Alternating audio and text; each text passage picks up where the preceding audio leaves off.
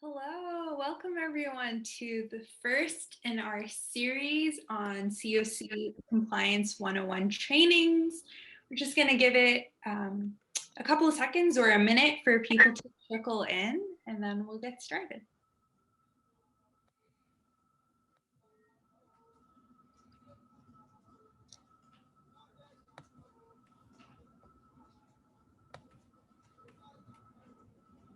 As we wait for people, I will note that today we have closed captioning available. So if you want to turn that on right now, all you have to do is go over to your navigation bar, and under live transcript, you should be able to hit a setting that says show subtitles, and subtitles will pop up. Okay, so welcome everyone. In today's training, we're going to be covering CoC eligibility requirements and documentation for HUD's definition of homelessness categories 1, 2, and 4. These are eligibility categories primarily relevant for rapid rehousing, transitional housing, and rapid rehousing, and also permanent supportive housing that is not chronically homeless dedicated. I'm going to ask if everyone could please go ahead and mute themselves just to minimize background noise. So my name is Nicole Thomas. I'm from Homebase, and I'm joined by two of my colleagues, Eli and Kyle, who I'll let introduce themselves shortly. Homebase is a nonprofit based in San Francisco that works with homeless systems of care across the country. In Santa Clara County, we work with the county's Office of Supportive Housing to provide support for all of you as providers. We work a lot with the CoC program funding stream, but we offer a variety of trainings throughout the year on other topics outside of CoC compliance. But this training in particular is focused on complying with Continuum of Care program grant requirements and requirements around eligible clients, who you can be serving with CoC funds, and how you should be documenting their eligibility. So as I mentioned, I'm going to now let my two colleagues, Eli and Kyle, introduce themselves before we get started. Hi, everyone. I'm Eli. I'll be one of your presenters and facilitators for this training. It's good to see you all. Hi, good afternoon, everyone. My name is Kyle Weiner. I'm a policy analyst with Homebase, and it's great to join you today. Great, thanks. Can we advance to the next slide, please? So just going to go over a few tech logistics. So as I mentioned, please remain on mute as much as possible just to reduce background noise, but this training is meant to be a resource for you. So we want to hear from you if you have questions, if you'd like clarification. So we're primarily going to be using the chat box for that. And as you can see, if you just hover over the navigation bar, you should be able to access your chat. So please feel free at any point in the training to pop in questions, reflections, anything of the sort. We want to hear from you, and we will be monitoring the chat. But also we're going to have designated sections where we just pause and stop for questions. And if it's easier for you to just come off of mute and verbally ask those questions, that would be a great time to do so. We want to note that this training is recorded. So you all and your colleagues can reference this recording back at a future point. It's going to be uploaded, and the slide deck, all of the resources we cover along with the recording will be posted to the CoC website, and we'll be sending out an email to let you know when all of those materials are uploaded onto the website. If you're having any tech issues at any time, please feel free to chat either Kyle, Eli, or myself. You can chat us directly, and we'd be happy to walk you through that. If your tech challenges prevent you from even being able to access the chat, please feel free to email our team address, which is how these training registrations were sent out, but it's Santa Clara CoC at homebasecc.org, right, Eli? I'll pop it in the chat if you have an issue and need to email our team email. Oh, great, Eli's done it. So I Oh, and the last tech feature I will quickly preview is that we will be using Zoom polls today, just as quick comprehension checks, and we want you to know that answers are anonymous. We're not grading you. It really is just a moment to reinforce learning, and it's helpful for us to gauge if we need to take a pause, reframe things, clarify. So we encourage you all to engage and really participate in those polls, but just know that it's a learning moment for all of us and it's anonymous. Next slide, please. So just to make sure that we're all familiarized with the chat, to get to know one another, I would love it if you could drop in the chat your name, your organization, and then your favorite summertime snack.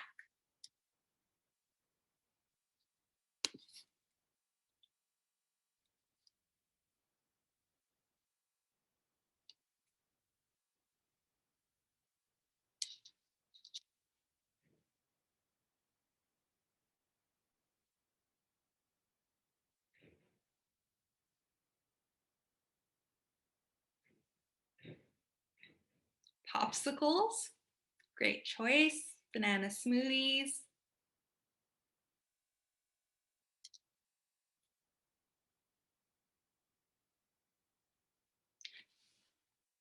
Smoothies, nectarines, and strawberries. Lovely.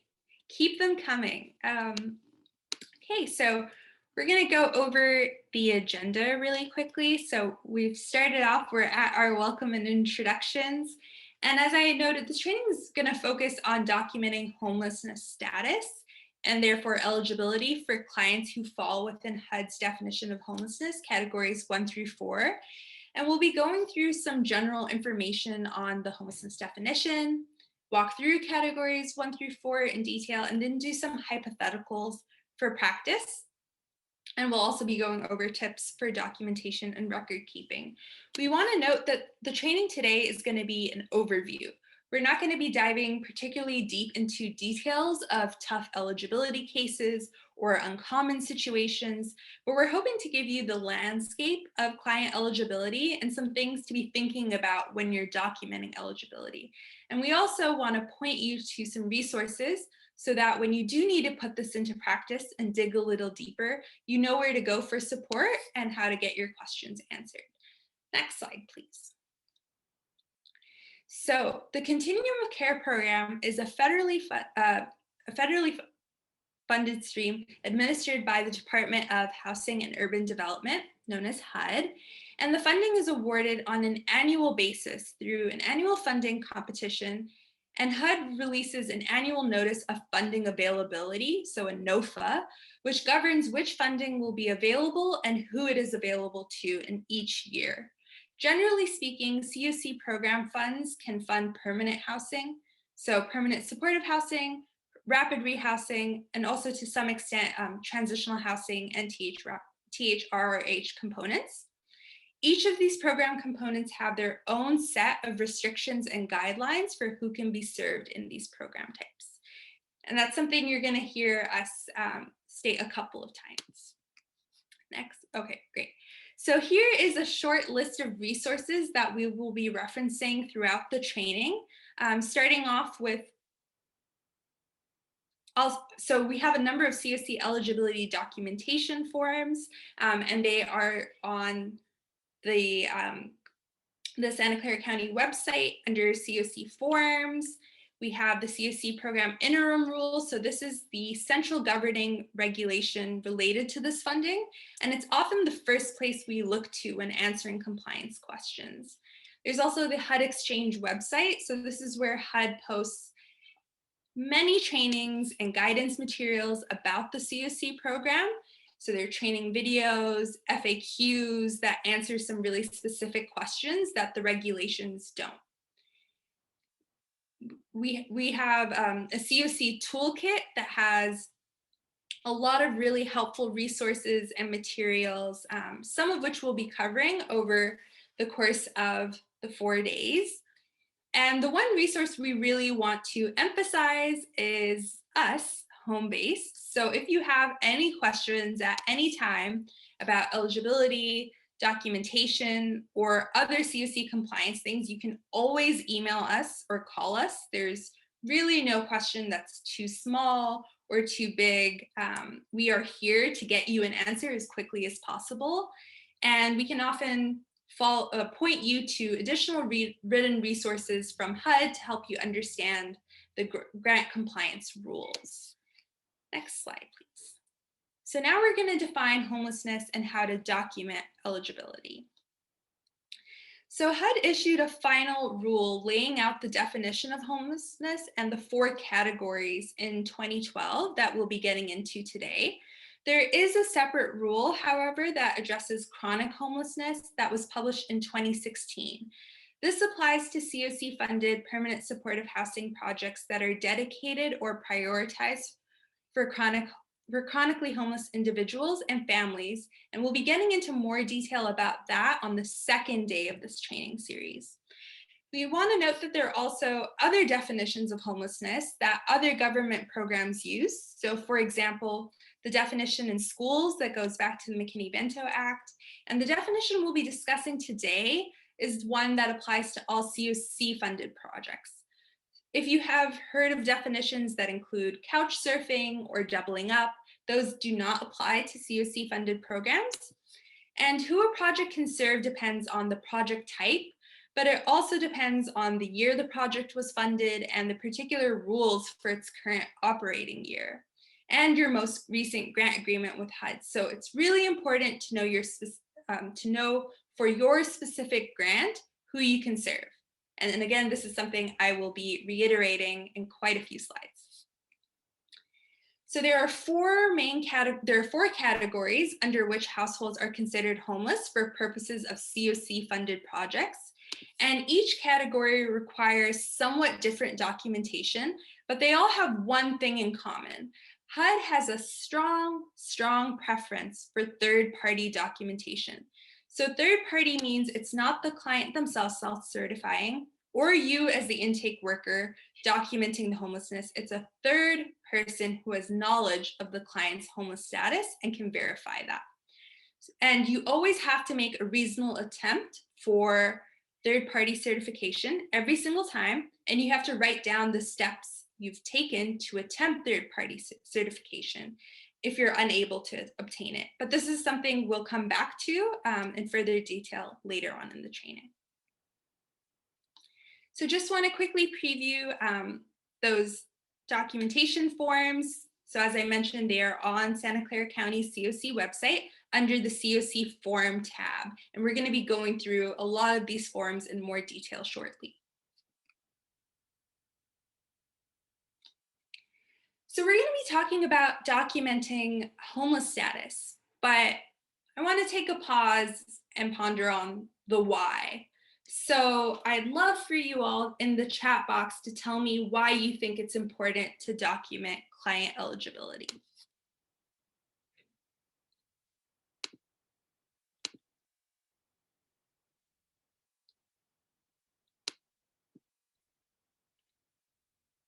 Or this is also a moment if you want to come off of mute and just share some thoughts about why it's important. You can do that as well. To serve those most in need, great.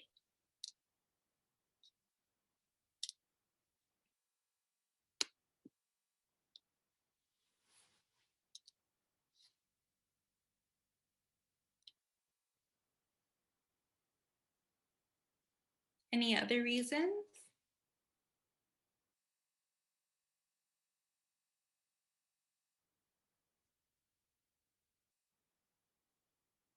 Maybe I can help prompt some further thoughts. So, okay, wait, people just needed some time to type it in. I think it's important because if we do not have the correct documentation, then the person may be disqualified from the program.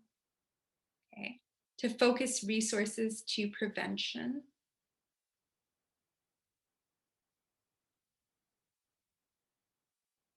We also know that it's easier to prevent errors than to correct them, right? Prevention is always to continue getting funding to assist clients, absolutely.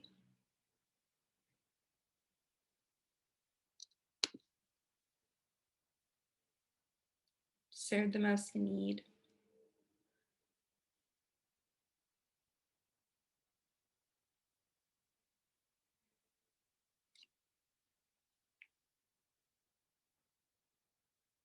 serve most in need, which preventative and intervention services are needed or how much they need.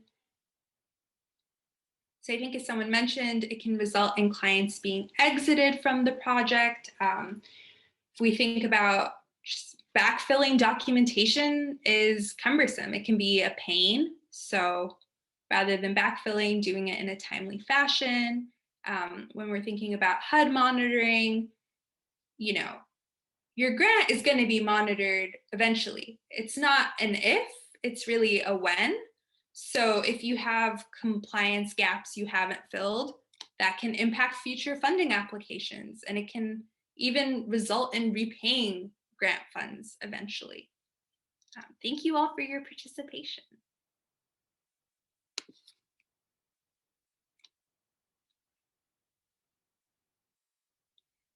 Okay, so as I mentioned, HUD has a strong preference for third-party documentation. And just as a quick recap,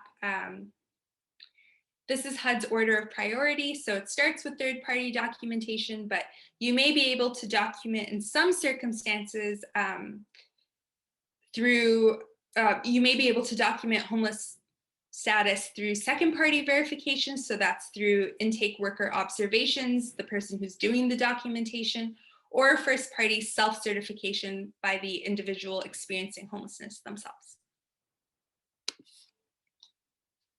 So there are 4 categories of homelessness that we will be discussing, and this briefly lays out the definitions. We will be going into more detail in other sections. So I just want to call out Category 3 in particular right now. So HUD has not authorized any COC to serve Category 3. So that's why we're not going to be addressing it today. You may see Category 3 referenced in guidance material because it exists within the homelessness definition, but none of your programs have been authorized to serve individuals and families in Cat 3. Next slide, please. So now, let's say you've received a referral from Coordinated Assessment for a client named Sammy. And after several attempts to locate Sammy, using, through their contact information and HMIS, through recent service agencies and an HMIS bulletin, you finally made contact. You now need to document Sammy's eligibility so that you can enroll them in your project. So let's go through the steps of how you would document that. So knowing what the eligibility requirements are for your grant is important. And so I want to take a quick poll around who already knows or knows where to find your project's eligible populations. And I'm going to launch a poll.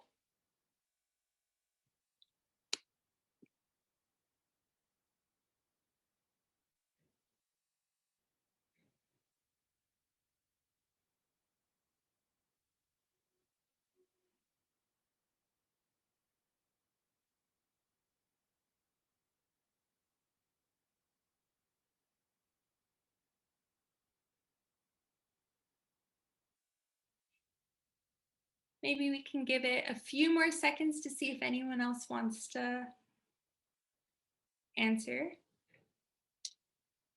Okay, I'll go ahead and can we get one more person? Great. So I'm seeing a good amount of people know, but actually a number of people do not. And with documenting eligibility, our first step is knowing which eligibility criteria apply to your project, understanding those specific eligibility requirements, and documenting eligibility to meet HUD standards. So we're now going to go over how to determine eligibility for a specific project, especially helpful for those who did not know who to go to for this answer. Next slide, please. So eligibility isn't clear-cut all of the time. And the way to determine eligibility for a project is very specific. Just because the project type you're working on can serve a specific population doesn't mean that your particular grant is authorized or applied to serve that specific population. So how do we determine eligibility for a specific project? There are a few steps we might take. So first, when the projects were funded for the first time, the notice of funding availability probably included some rules about who it could serve.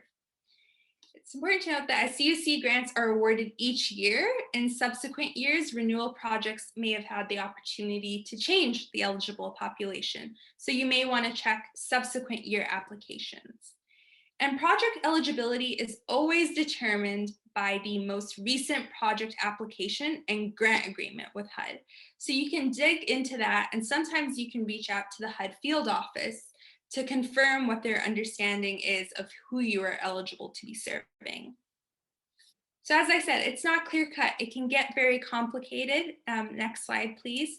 So what does this mean in practical terms for you? When you're trying to determine eligibility for a specific project, one, your agency or supervisor may know. So you can ask them. And as we said, things can get complicated. So feel free to contact home base, and we are happy to help walk you through it and help you figure it out. So I hope you can take those 2 practical steps away. And if we were to run the poll again, we would get 100% of people answering that they do know where they would go to determine eligibility. Next slide, please. So generally, there are some NOFA rules on who might a project component be eligible to serve. And for permanent supportive housing, it is either chronically homeless dedicated plus or not chronically homeless dedicated. If you're chronically homeless dedicated or dedicated plus, we'll be discussing eligibility in day 2 of this training series. But for non-chronically homeless dedicated PSH, you can generally serve category 1, and disability has to be documented for permanent supportive housing. We'll be going over disability documentation in further detail on day 2. HUD expanded the potential eligible categories that can be served by rapid rehousing. So it's possible your project can serve category 1, 2, and or 4, but you'll want to specifically check your grant for that. And then with transitional housing, you may typically serve category 1, 2, or 4, and there haven't really been very many changes to these eligible populations over the years. Next slide, please. So we're assuming that you've checked and your imaginary project can serve people who fall within categories 1, 2, and 4. And our next step is to check the rules for each category and see if you can document SAMI's eligibility. Okay, I do see a question about elaborating a bit more on dedicated plus, and I'm happy to receive that question. We will be going into dedicated plus in a bit of detail in day 2 of our training. So please sign up for that if that's of relevance and of interest to you. And we can talk about it then. And we'll be sharing some resources that go into it in further detail. Great. I'm going to hand it over to my colleague now to cover category. Thanks, Nicole. Thanks. Hi, everyone. Okay, so as Nicole set us up, we're all now staff at an imaginary made-up project, and we're going to be going through trying to figure out what are the ways that we could document SAMI's eligibility for our imaginary project. And just for the sake of the demonstration, because we want to train on all 3 of these categories, we're going to assume that our project could serve SAMI if SAMI falls within category 1 or within category 2 or within category 4. So we're going to go over each of those categories. All right, and I just want to call out that of those 3 steps, right, know what your eligibility criteria are, understand those eligibility criteria and then document them, we're now moving on to step number 2, which is understanding the specific potential eligibility requirements. And we're going to start with category 1. So category 1 is sometimes referred to as quote unquote literal homelessness.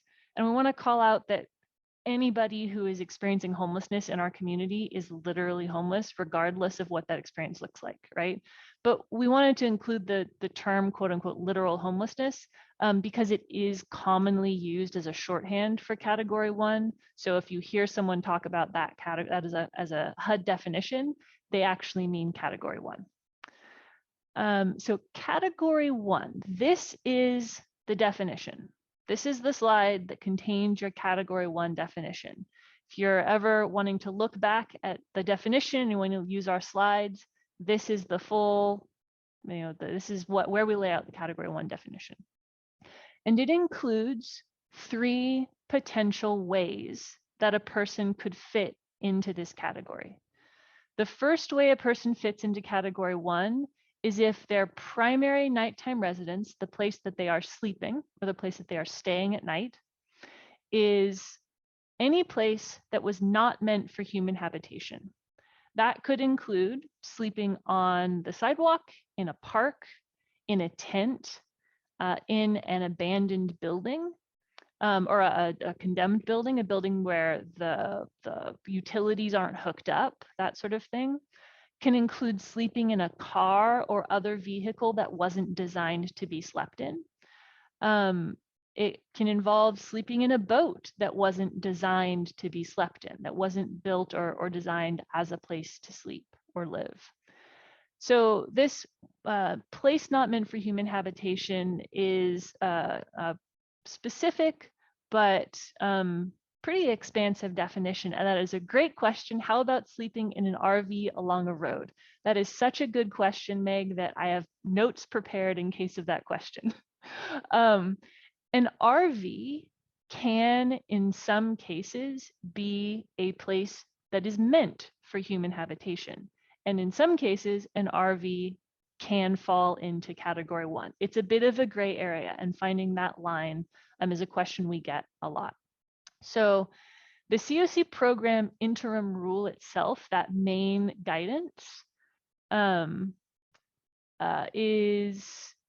other published HUD guidance are actually a little bit ambiguous as to whether recreational vehicles and campers will constitute places not meant for human habitation for purposes of this definition. Informal guidance suggests that, for example, someone living in a camper trailer that has no toilet or running water would be considered category 1. That includes that's a camper with no running water or toilet is not a place that is designed to ordinarily be used as a regular sleeping accommodation, right? It's meant for camping. HUD equated living in a camper without a toilet or running water as equivalent to living in a car or in a tent, basically. In that same informal guidance that we've heard from HUD, they indicated that they expect intake workers to use their professional judgment when assessing their status or eligibility, including what are the current conditions of the camper or RV.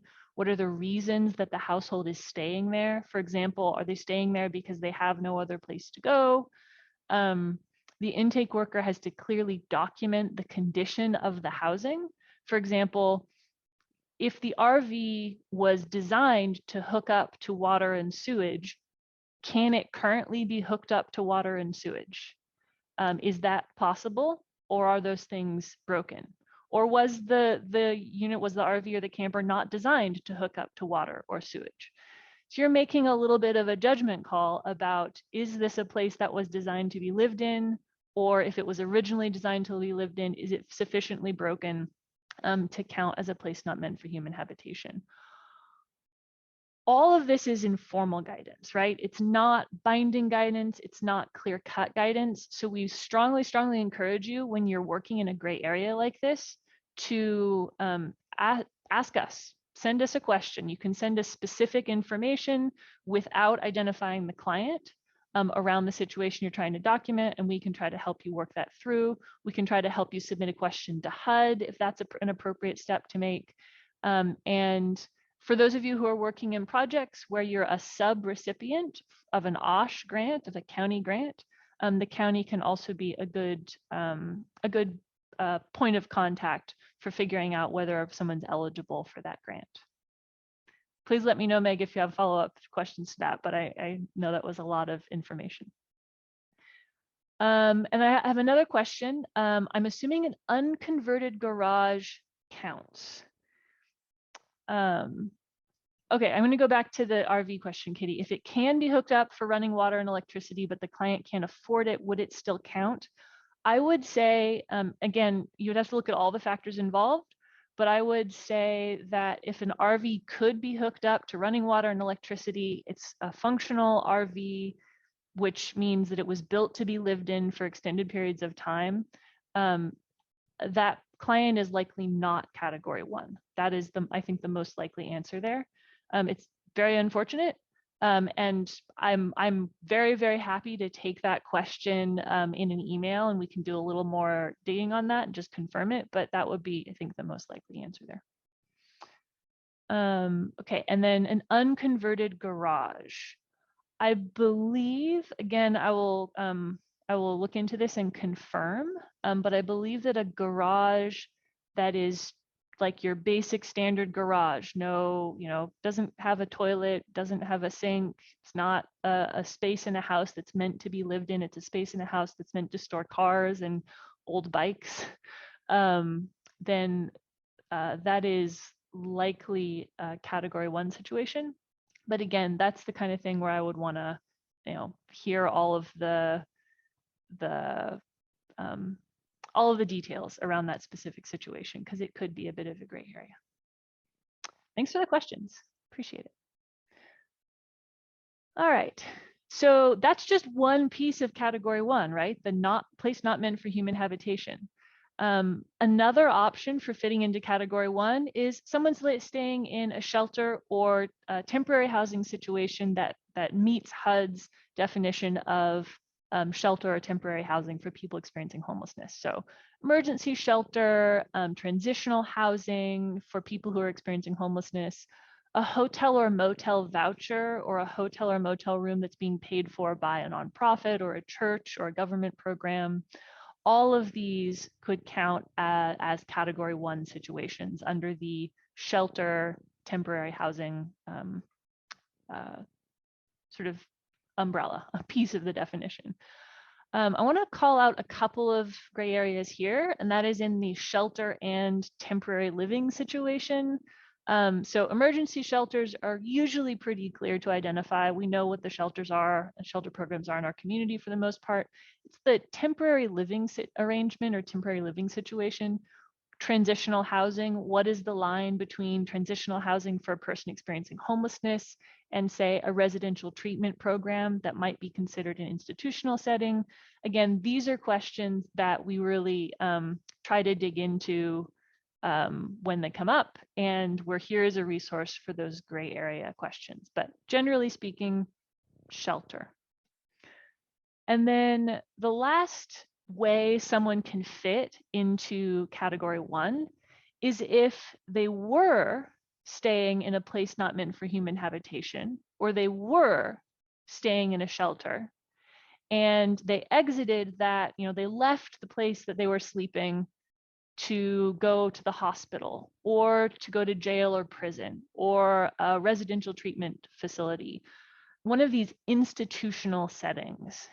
And if a person, was sleeping on the street or in a tent or in a car or in a shelter, and they had an encounter with the police and they got booked in the county jail, or if somebody was, living outside and an outreach worker got them admitted to the hospital because they needed care, and they were in that jail or they were in the hospital for less than 90 days, then you can, that person is eligible coming right out of that hospital or right out of that jail, right out of the institution.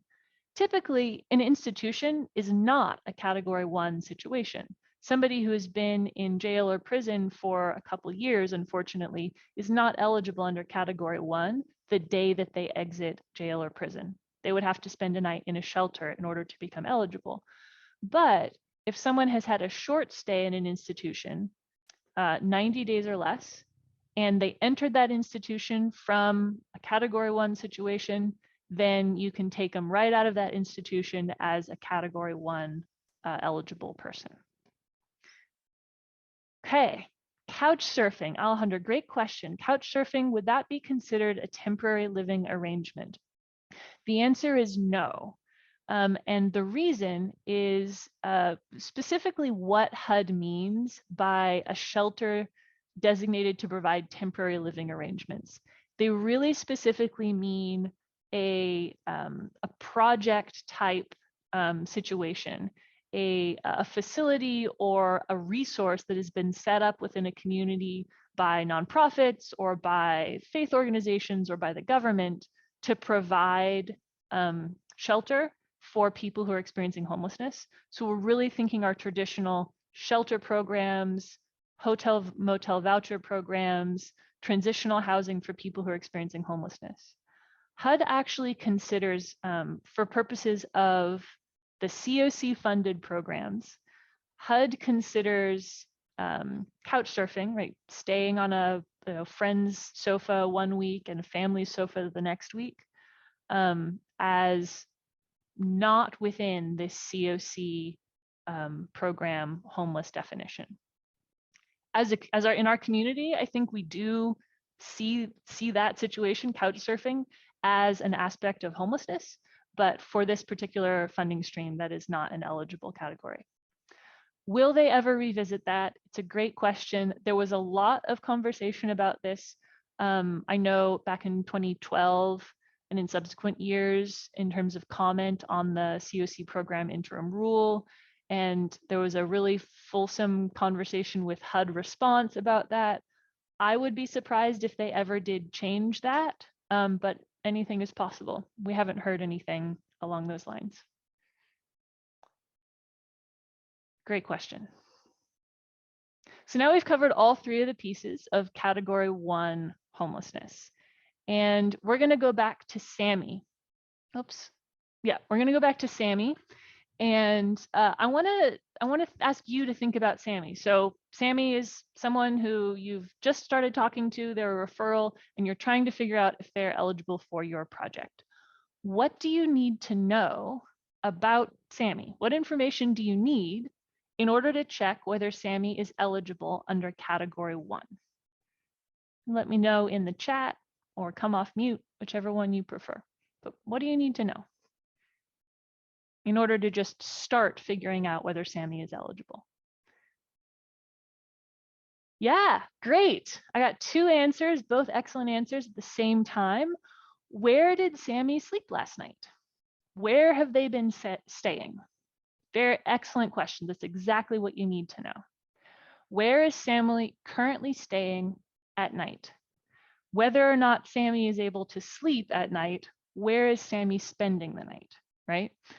And if you're thinking about Category 1 specifically, you're curious about a few specific things. Is Sammy sleeping outside or in a tent or in a car or in any situation that might be a place not meant for human habitation? Maybe Sammy, it turns out, is sleeping in one of those gray areas and you want to reach out to your supervisor or to OSH or to home base to figure out whether they're eligible for your program. Or has Sammy been staying in an emergency shelter? That's often one of the easiest situations to document. Or maybe you're talking to Sammy on the day that they were exited from hospital or another institutional setting. In that situation, you want to figure out, well, where were you before you were in this institution?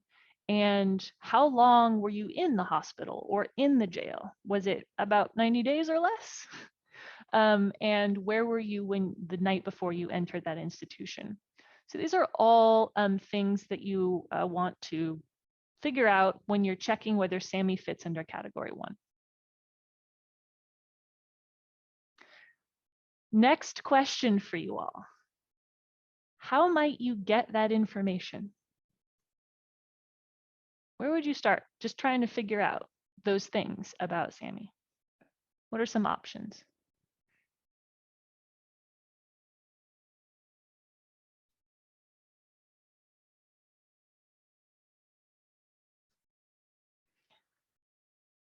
Hey, Katie, HMIS, good one.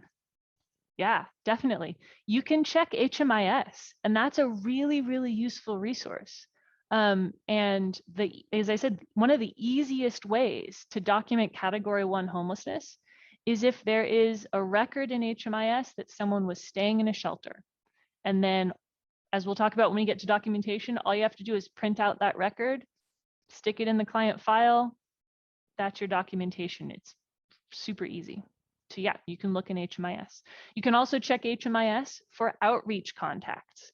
If an outreach provider had contact with Sammy and they put that into HMIS, you're great. That's a record that you can use as third-party documentation. So say you check HMIS and you don't see that. What else, how else could you figure out where Sammy's been staying?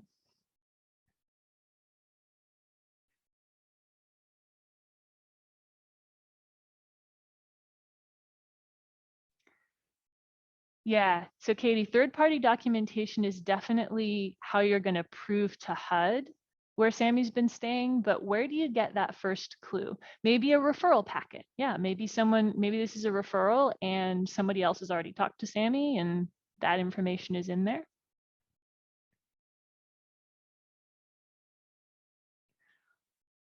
Often the way you're going to start this process of figuring it out is asking Sammy.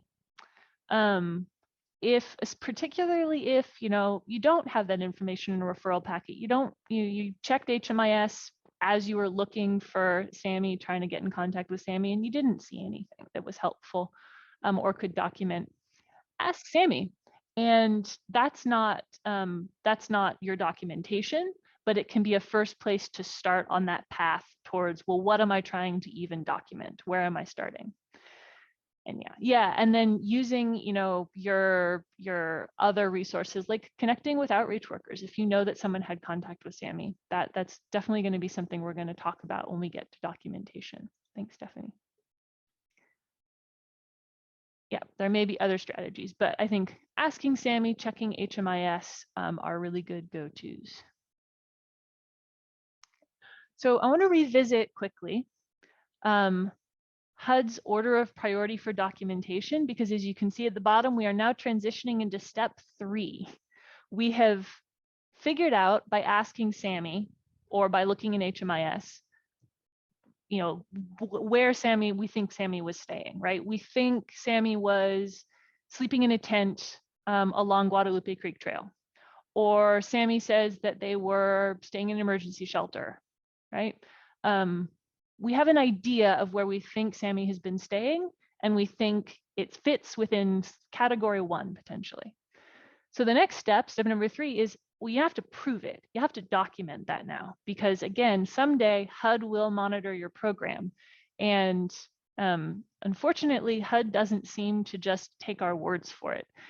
They really need that documentation to prove that the clients that we're admitting are eligible. So that documentation it's literal written documentation. It's pieces of paper in the client file. And the pieces of paper that HUD is looking for are, well, the one they like best is third-party documentation.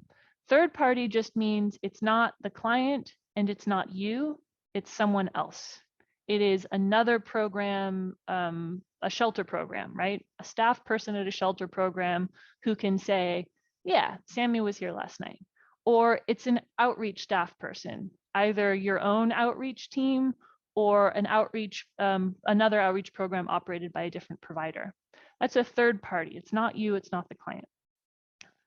HMIS records are third-party documentation. As I've said before, and I'll say it again, that can often be, if you find an HMIS record of a client in a shelter or an outreach contact, that can be your third-party documentation. If you can't find or can't get third-party documentation, maybe Sammy hasn't had contact with providers.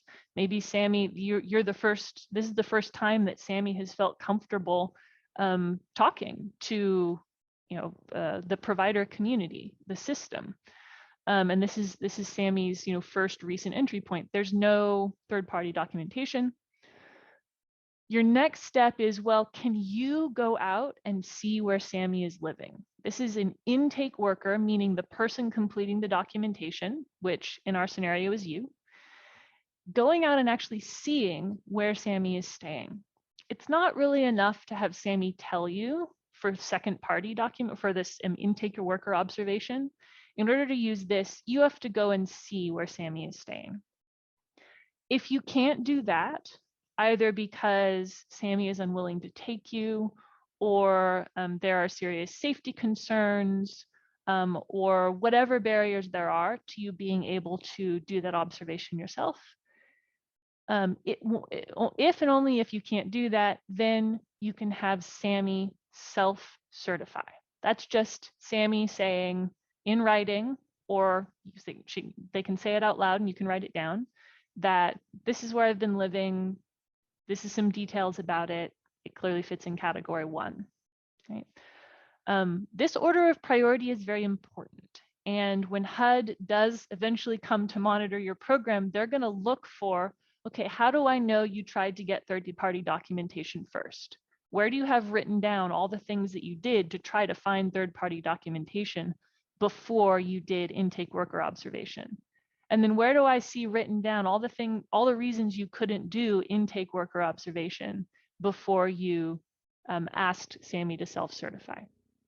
So when you're thinking about documentation, the order of priority is something we'll talk about a lot. This is what the order of priority means. Any questions about that?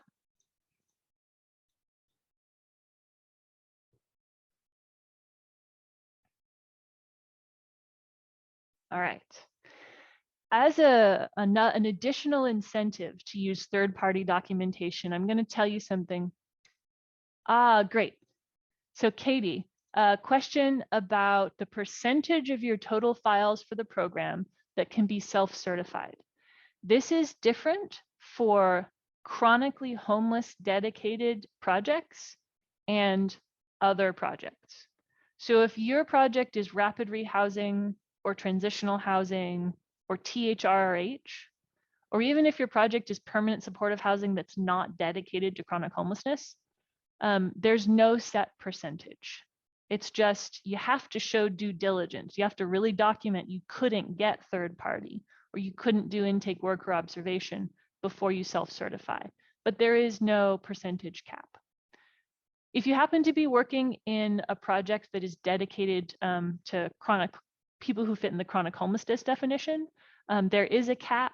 And again, we'll talk about that a lot more on Friday, which is day 2 of this series, where we're talking specifically about chronic homelessness eligibility and documenting that.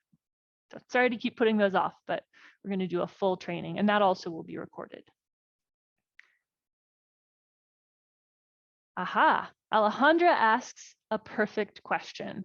When do you need the documentation by?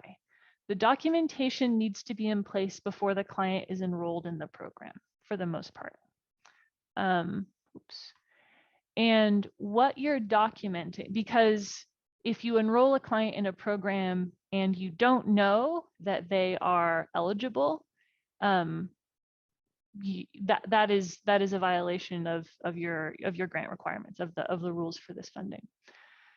There are certain, I think this has to do with disability documentation, which again we'll get to on day 2.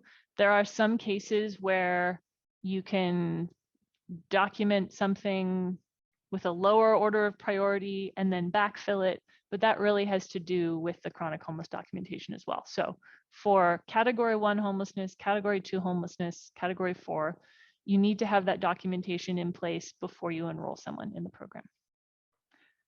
But good news about third-party documentation, which again is you have a letter or a statement or something from a another provider, an emergency shelter, an outreach worker, or you have an HMIS record. That third-party evidence can be from any night in the past 14 days prior to enrollment. Whatever your enrollment date is for SAMI, say you're enrolling SAMI today on June 21st, if you can find an HMIS, a shelter record for SAMI, any day starting June 7th or later, you can use that as third-party documentation to verify SAMI's homelessness status for a June 21st enrollment date.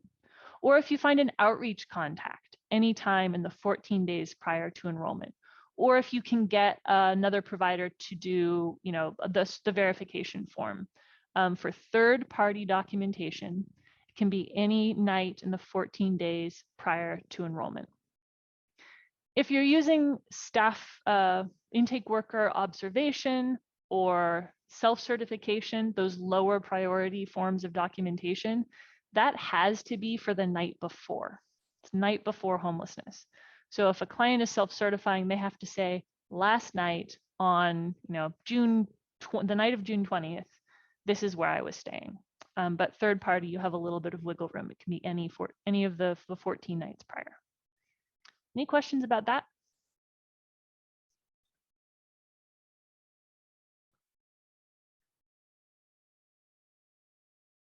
Great, great, great, great.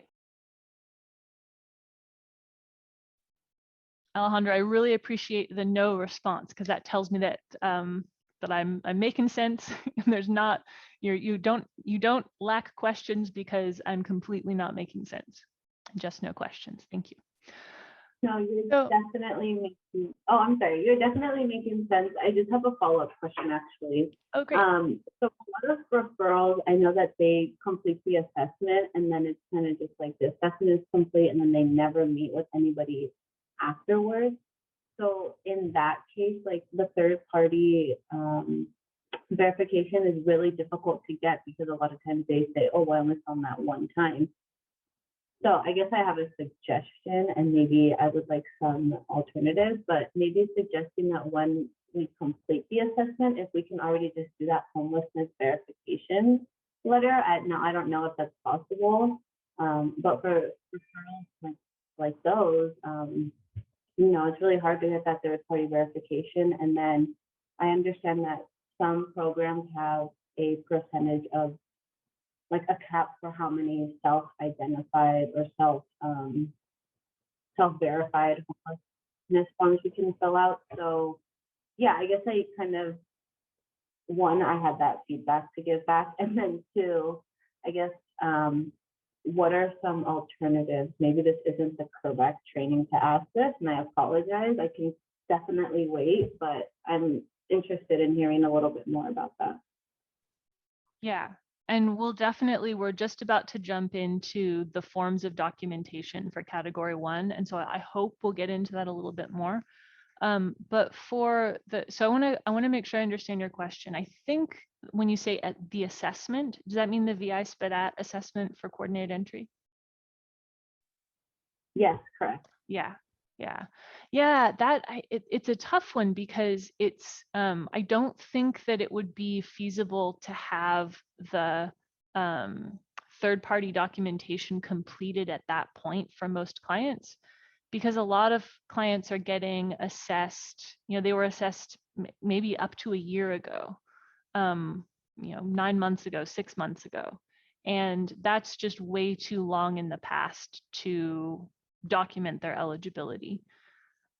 It's really important that the eligibility you're documenting is the night before you're enrolling in the program, which is well after they would have had the VI SPDAT assessment, or potentially if it's third party in the 14 days prior. But I feel like it's pretty rare that clients were actually assessed in the past 14 days.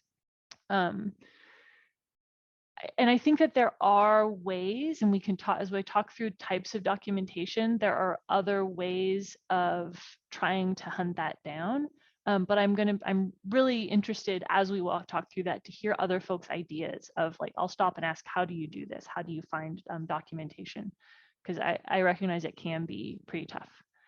And then again, for the cap on self-certification, that really should only apply to permanent supportive housing programs, that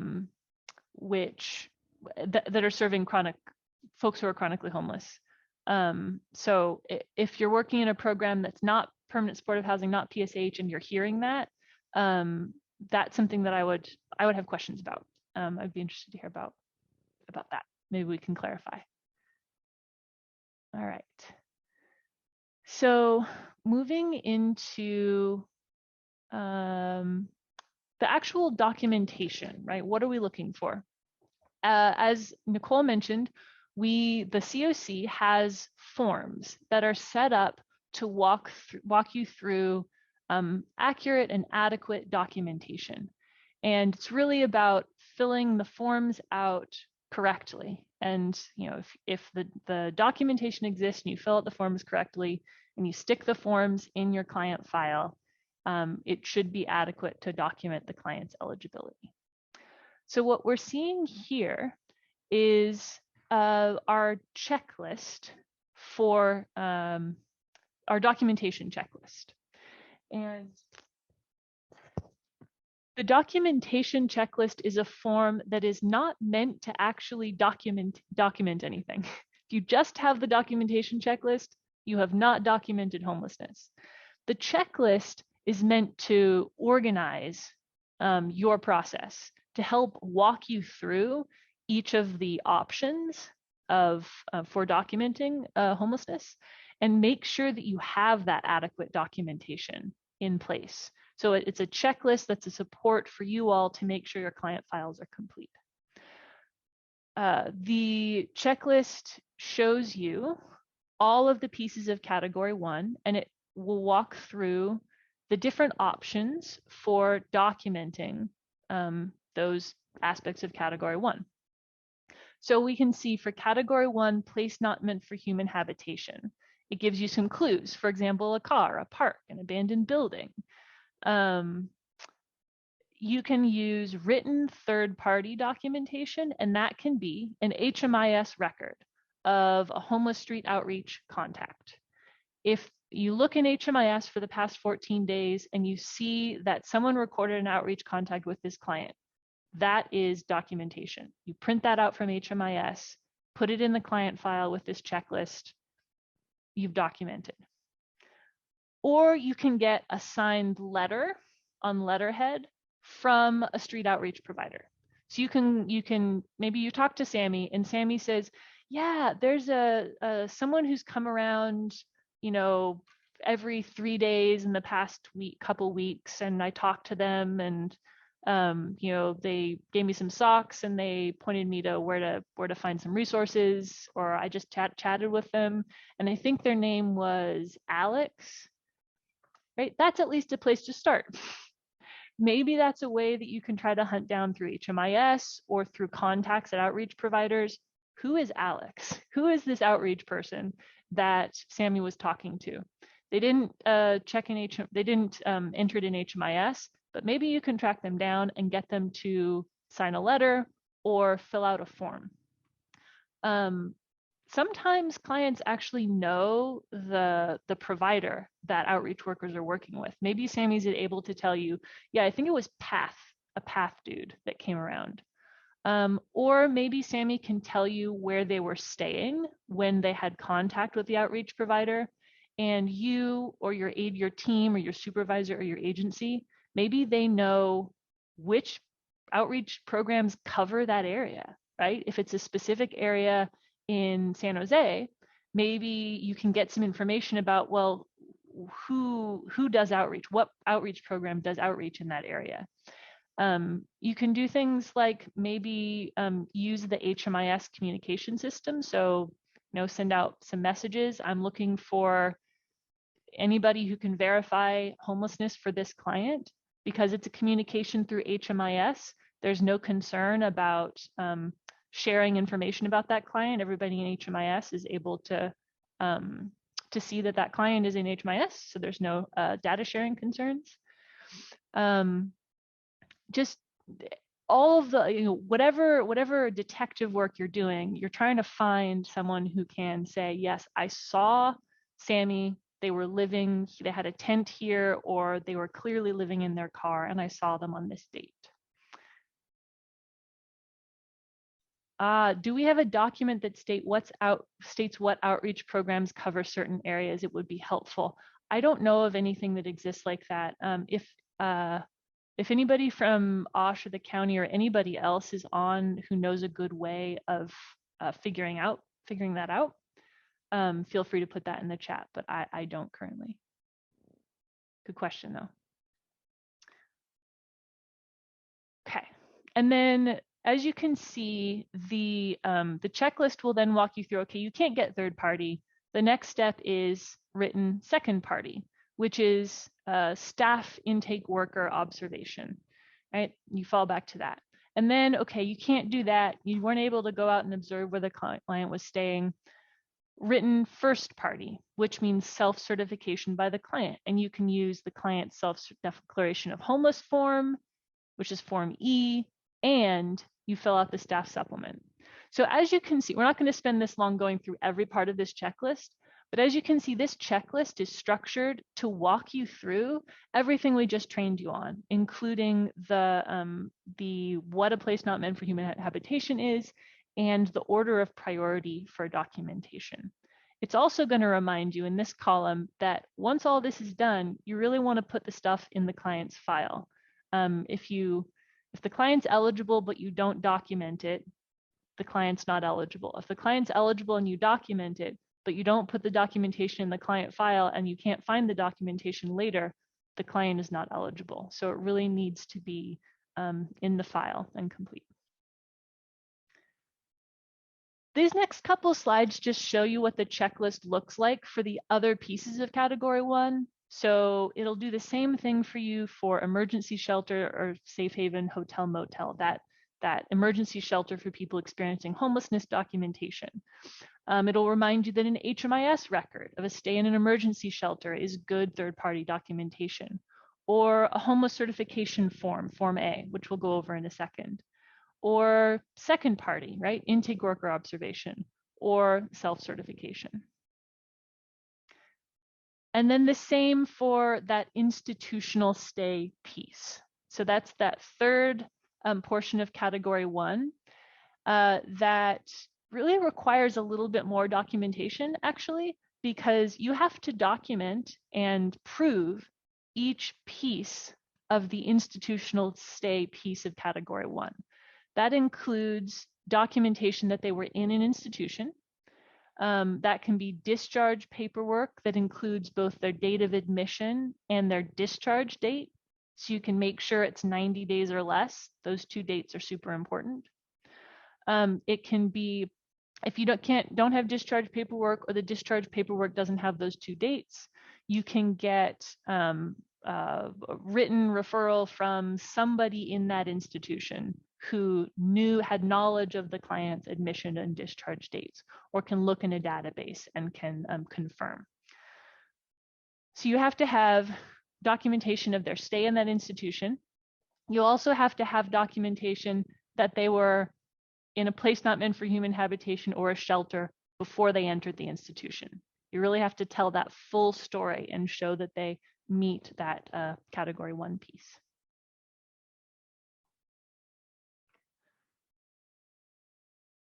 There are a couple other pieces on this checklist that are only applicable to some programs. So again, this is all about knowing what your eligibility for your program is, and figuring that out if you don't know. So in some cases, folks coming from transitional housing are eligible, and sometimes, there are different transitional housing situations that are eligible for different project types. We're not going to go super into this. I just wanted to call out that transitional housing can be a little bit tricky. HUD recently, again, expanded eligibility options for rapid rehousing programs. And if your rapid rehousing program took advantage of that, you may be able to serve folks from transitional housing in more situations. So that's all I will say about that. But if you ever have questions about your specific eligibility, again, definitely let us know. So in the category 1 parts of the checklist references this Form A as a way to do third-party documentation. You can't get an HMIS record. Again, HMIS is the easiest. If you can't get an HMIS record, you might turn to Form A. Form A is just a way, it's a place, it's a structure for writing down the information that you need to have in documentation of category 1. Client's name, household type, and then there are different places to document different types of category 1 homelessness. So for example, if Sammy was staying in a place not meant for human habitation, say Sammy was sleeping in their car, then you would need someone else, a third party, an outreach worker who saw Sammy staying in their car, or who talked to Sammy and saw the car and can say, yes, I observed that Sammy was clearly living in their car at that point. And this person has to check the box, has to provide a brief description of where they saw Sammy, what was the geographical location, can you give me a street name, what did you see about the car, like did you see Sammy literally sleeping in the car? That's unlikely. Give me enough detail that a HUD monitor will know that you knew that Sammy was living in their car. You have to provide the outreach program name, the date. The date of contact means the date that this observation happened, because you want to make sure that the outreach worker had contact with Sammy within the past 14 days for this third-party documentation. Get this person's name, their signature, and the date that they're signing the documentation. So that's how you would fill out Form A for a place not meant for human habitation. There are also pieces of Form A that do the same thing, but for emergency shelter or but for transitional housing, right? You want to look at Form A, figure out what type of location are you documenting, and then help your third-party person, help your outreach worker or your emergency shelter person figure out, complete the appropriate part of Form A, sign it, get it back to you, and then put that in your file as your documentation. I want to point out one thing. So we've heard that there have been one of the common errors that we find when we're reviewing client files or doing monitoring. Some of the questions that we get is a documentation coming from a program that doesn't have outreach or that doesn't have emergency shelter, right? So for example, if I had someone from JobTrain who does employment services fill out this Form A for Sammy, and they filled it out great, and they said, yep, I worked with Sammy yesterday, and Sammy was clearly living outside. But if it's JobTrain doesn't do outreach. JobTrain would be interacting with Sammy in an office or a job center or on Zoom or something like that. And that is not an outreach worker observation of Sammy's living situation. So make sure that your documentation is coming from someone who actually did encounter Sammy in the place that they were living. Form A is great for third-party documentation. Always go to Form A first if you can.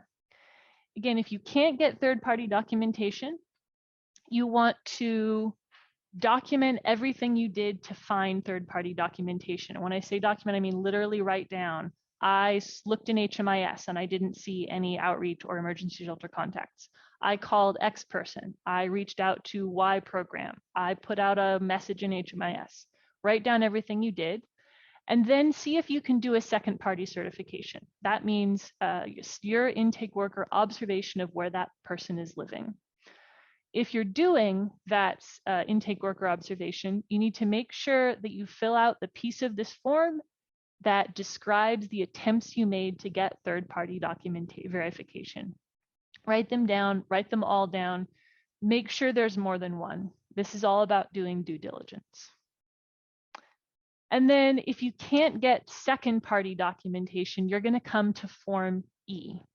Form E is your documentation of last resort.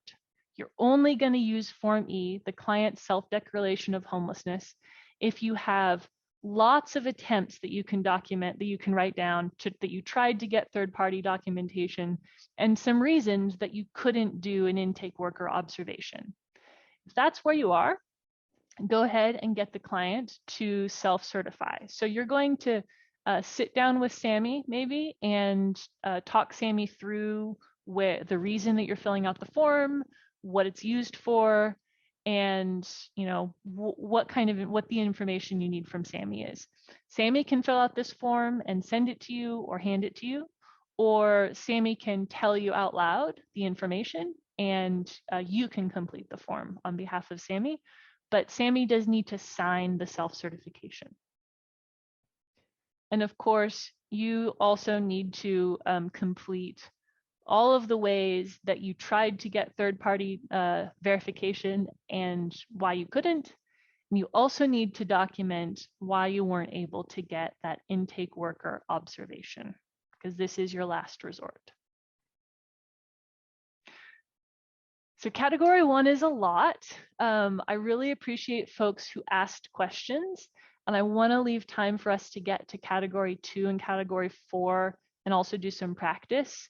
But I want to see, are there any burning questions about category 1 right now? Maybe we can take 1 or 2.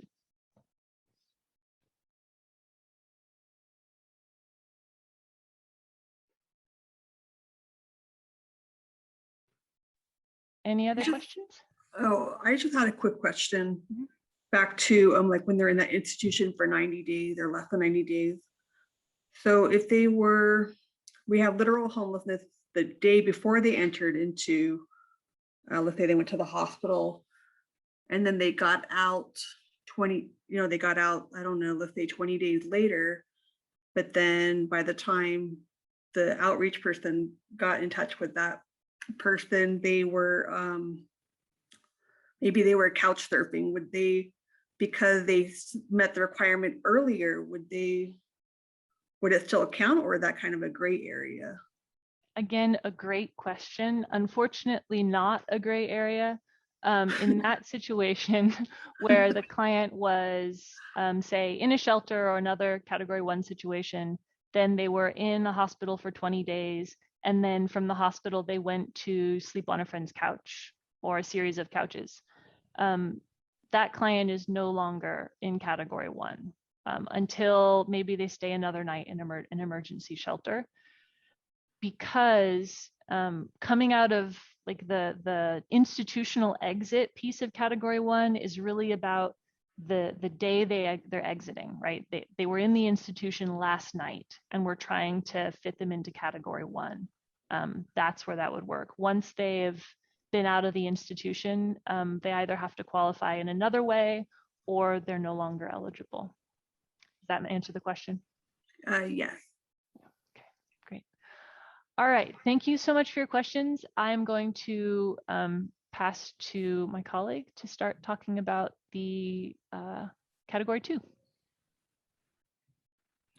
Thanks, Eli. So my name is Kyle, and now we're going to review category 2, which includes those at imminent risk of homelessness. Next slide, please. So in order for someone who is at imminent risk of homelessness to fall under category 2, 3 criteria must be satisfied. So the first requirement is that the residence will be lost within 14 days from the date a person applies for homelessness assistance. This can be housing that the person owns, housing that they rent, housing that they share with others, or housing they're living in without paying rent. This can also include hotels and motels if they're paying to stay there using their own resources. However, this does not include transitional housing or foster care.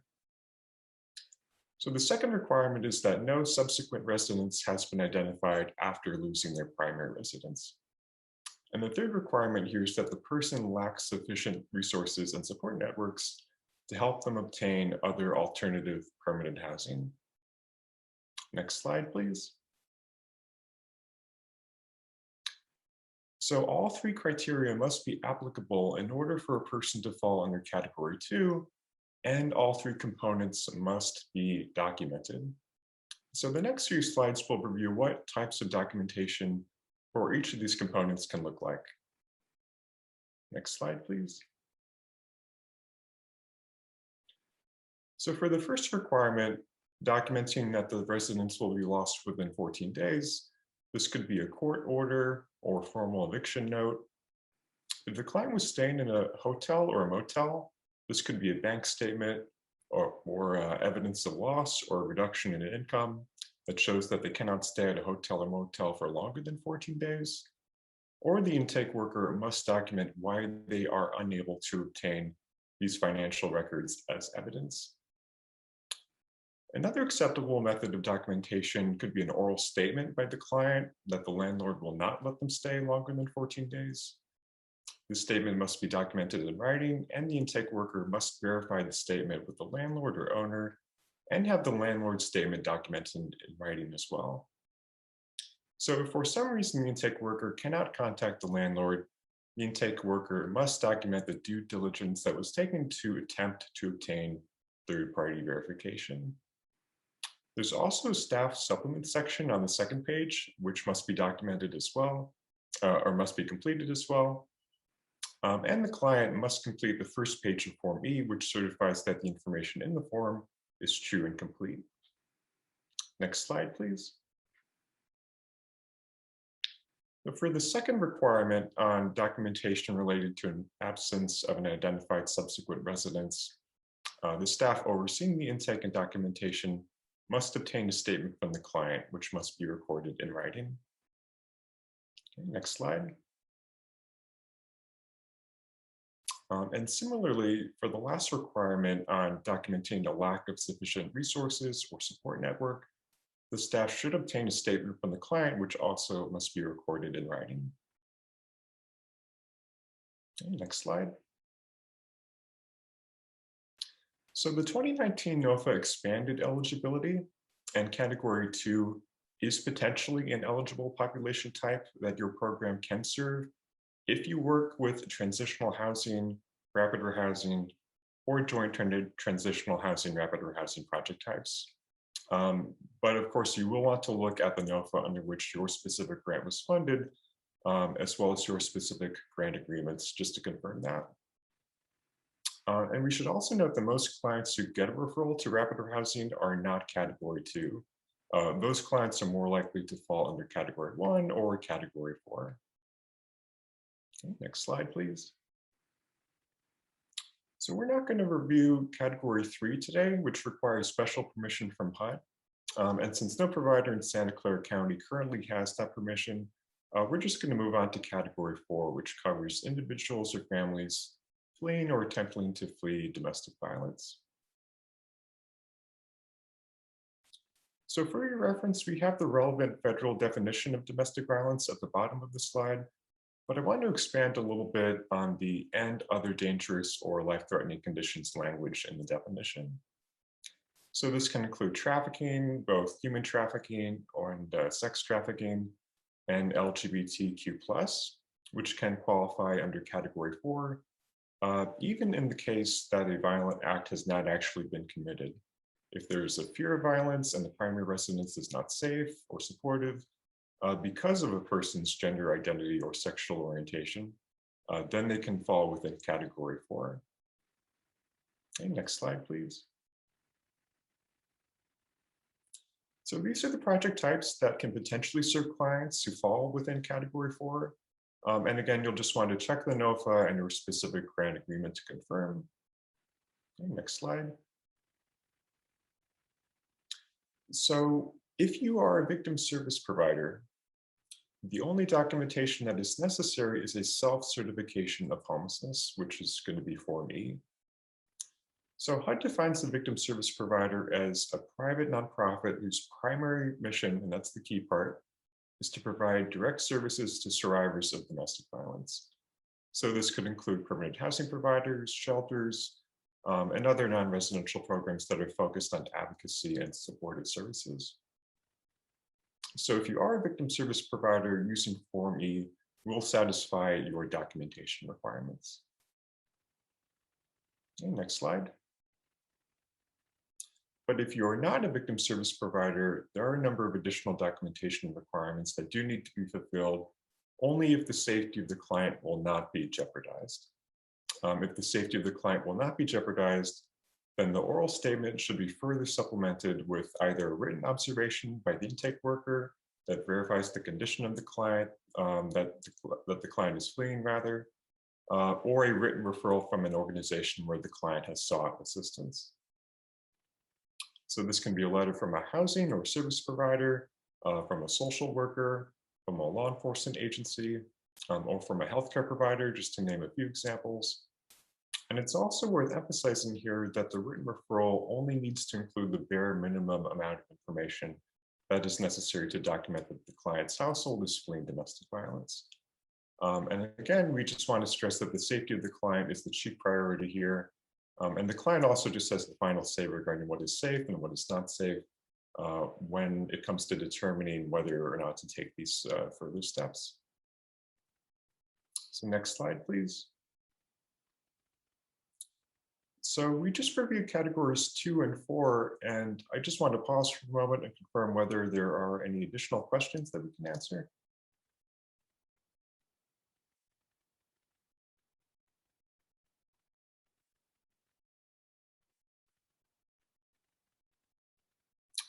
And if there are no questions, then we're just going to launch another little poll here.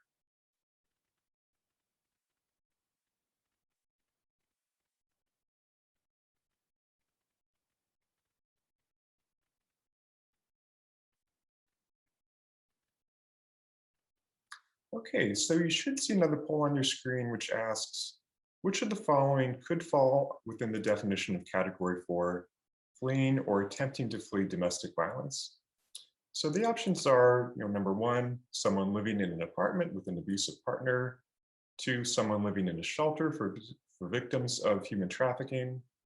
Option 3, an 18-year-old trans woman who recently came out and who left her parents' house because she was afraid of a violent reaction.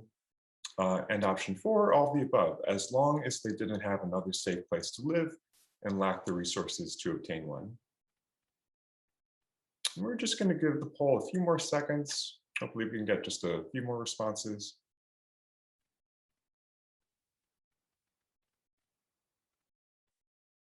And I'm going to close the poll in just a couple seconds in case anyone wants to respond.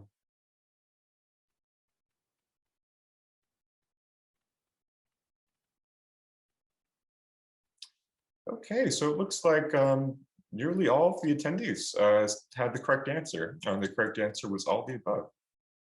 As long as they didn't have another safe place to live and lack the resources to obtain one. Thanks so much for participating. And now I think I'm going to turn things back over to my colleague, Eli. And I'm going to pass the ball right over to Nicole. We switched up the order a little bit on you, Kyle, but we're going to go to Nicole for some documentation tips and tricks. So these tips and tricks for documentation and record keeping that we're going to go through, we've gathered them through talking to providers regarding what works well for them, but also talking to people who do HUD monitoring in terms of what they're looking for and what makes it easier for them to do a monitoring. So first and foremost, organization is key, and I cannot stress this enough. Having user-friendly, consistent files are key for both HUD monitoring, but also just to ensure internal compliance checks can be done with ease. We really want to stress that having things like a table of contents and tabs in case files means that there are less distractions. HUD's going to be able to find what they're looking for and not have to peruse through an entire file and find other things that they might now want to look into as a result. So really having it be easy to navigate helps with that. Another thing is we recognize that multiple staff may be filling out different forms, but it's really important to ensure that there's consistency across. We're using consistent enrollment and intake dates because this is another thing where HUD might pick up on this and they're looking at conflicting information that raises further questions for monitors to then be searching further. As far as HUD is concerned, if you have not documented something, it did not happen. So it's really important to be telling a complete story and including as much detail as possible. So for example, when using self-certification to document homeless status, you filled out a portion saying you attempted to obtain third-party certification and you weren't able to. In this instance, you're saying you complied with the grant requirement, but you aren't showing that by providing details. So you really want to provide that complete story of the steps that you actually took so HUD can see that there was a good faith effort to obtain this documentation. Next slide, please. So what happens in the instance that you've utilized these best practices and you find that your eligibility documentation is not compliant, or you're finding a gap in documentation? This happens sometimes, but you want to make sure that you're addressing it. So you'll want to do an assessment of what the gap or issue is to figure out what's out of compliance and then understand what you'll need to do to become compliant. And if you can, work on a plan to bridge that gap and bring the documentation into compliance. It can be really helpful, and we strongly recommend reaching out to the Office of Supportive Housing. They have a lot of experience dealing with eligibility documentation and compliance gaps. And once you've reached out and you've gotten the resources you need and understand what the problem is and have developed a plan, you want to execute the plan and fix the problem for as many clients as possible. We want to note that in some cases, we do recommend reaching out to the HUD field office, just letting them know about the issue and the steps you're taking to address and prevent reoccurrence. But these circumstances vary, so you might not always need to reach out to the HUD field office, but particularly in instances where there have been substantial or expansive lack of compliance, it can be helpful to reach out to them ahead of time so they're not hearing about it for the first time at monitoring. Next slide, please. So what do you do if you find the gap in documentation? You've done your best to try and backfill it, and you just can't document this client's eligibility. Maybe the client was actually ineligible when they were first enrolled, or maybe too much time has passed and you can't adequately backfill that documentation. In those circumstances, it is important to take immediate action, which can include working with the household and the COC to develop an alternate plan to transition out of the program. It is everyone's goal, and we really want to stress this, to keep the client from we want to prevent keeping the client from becoming homeless again.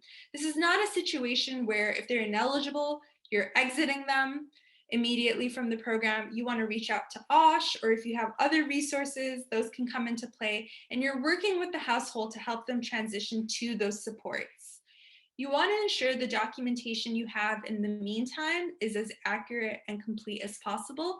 But again, exiting a client in any way is a last resort if you can't fill the gaps of documentation. So I know that was pretty quick, but I'm now just going to open it up to questions you had about this section or any of the content that Eli, Kyle, or myself have covered today.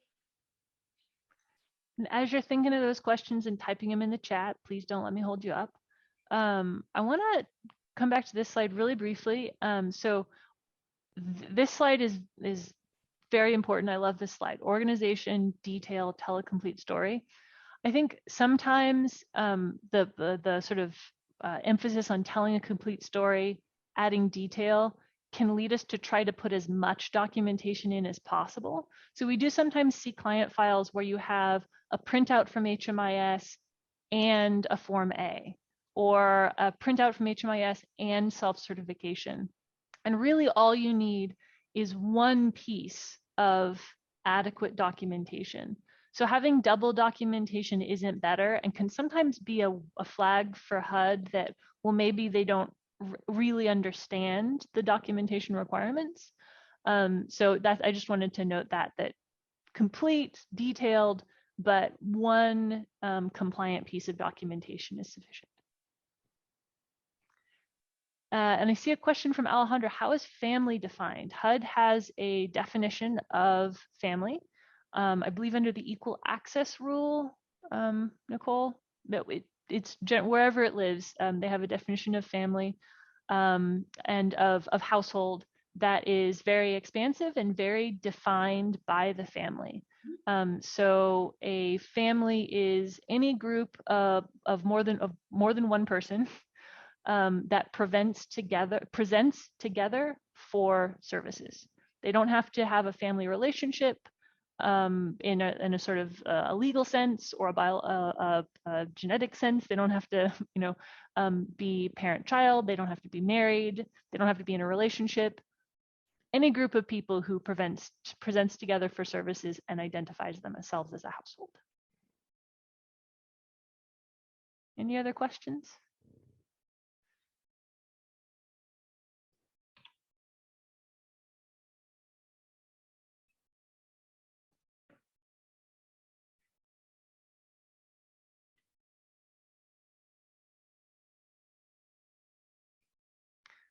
All right, well, then we'll close it out with a thank you and a request. Nicole just pasted into the chat box a link to a feedback form. We do this particular series of CoC compliance trainings every year, and we're always trying to adjust based on what you say worked for you and what didn't, and what you'd like to see more of. So please go ahead and fill out that feedback survey in the last couple minutes of the training, if you wouldn't mind. And we really encourage, if you have the time and some thoughts, there's a place, I think, for just open-ended comments and suggestions. Let us know what you thought about the timing of it. Was it too long? Was it too short? Keeping in mind, we think of this particular training as an intro to the topic. Were there other things you'd like to see, or what worked really well for you, so we can know to do that again? And as we mentioned at the start, this was part one, day one of a 4-day training. So please do join us on Friday. If I know some people did have questions around Dedicated Plus, chronic homelessness, so we're going to go into detail on that. Day 2, day 3, which is next week, we'll cover housing, which I guess that name doesn't say that much. So we'll be going over things like HQS, lease requirements, rent reasonableness, FMR. If those things don't make all that much sense, they will if you attend day 3. And then day 4, we'll close out with eligible costs. So thank you.